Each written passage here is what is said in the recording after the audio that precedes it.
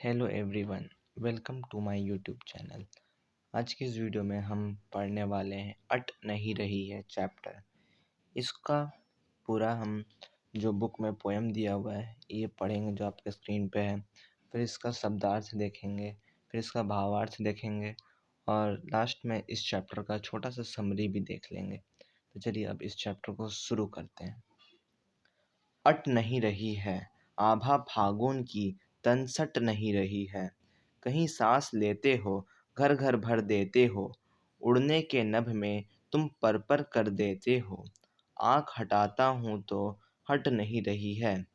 पत्तों से लदी डाल, कहीं हरी कहीं लाल, कहीं पड़ी है उर्मे मंदगंध पुष्पमाल।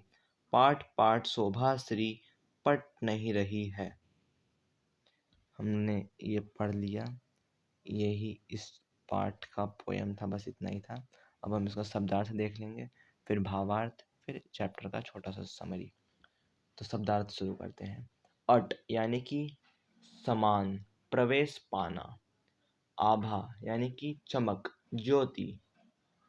फागुन यानी कि होली के बाद वाला सुहावना मास। नभ यानी कि आकाश। उर यानी कि हृदय, दिल। मंद यानी कि धीमा।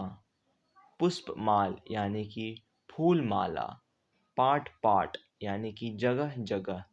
शोभाश्री यानी कि सौंदर्य से भरपूर। पट यानी कि समान, भर जाना। ठीक है, चलिए अब हम इस पाठ का भावार्थ देख लेते हैं।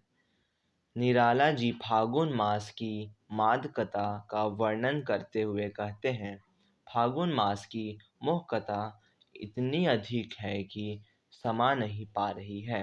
वह बाहर छलक छलक पड़ती है। फागुन की क्रांति तन में समा नहीं पा रही है। उसके कारण लोगों के चेहरों पर खुशी झलक झलक उठती है। फागुन को संबोधित करते हुए कवि कहता है, हे फागुन, कहीं सुगंधित हवा का झोंका उठता है तो लगता है कि तुम खुलकर सांस ले रहे हो। तुम्हारी सुंदरता प्रत्येक घर में लहलहा रही है। लोगों के घरों में रंग बिरंगे फूल खिल उठे हैं, जिससे उनकी शोभा बढ़ गई है। तुम वातावरण में ऐसी मादकता भर देते हो कि पक्षी आकाश में पंख फड़फड़ाते हुए उड़ने को आतुर हो उठते हैं। लोग भी उत्साह से तरंगित हो उठते हैं।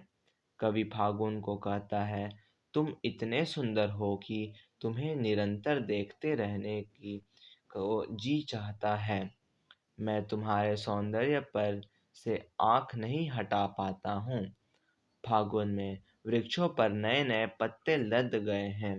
कहीं हरे हरे पत्ते उग आए हैं तो कहीं लाल लाल।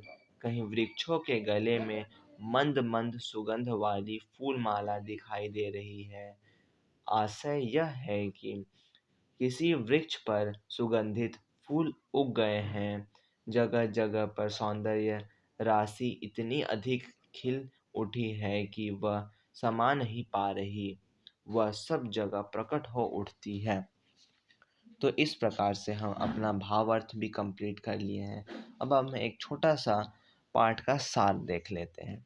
इस कविता में फागुन मास की मस्ती और शोभा का मनमोहक वर्णन है।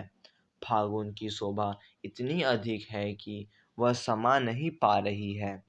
कहीं मादक हवाएं हैं, कहीं गगन में उड़ते पक्षी हैं, कहीं वृक्षों में लाल हरे पत्ते उग गए हैं, कहीं रंग बिरंगे फूल उगे हैं।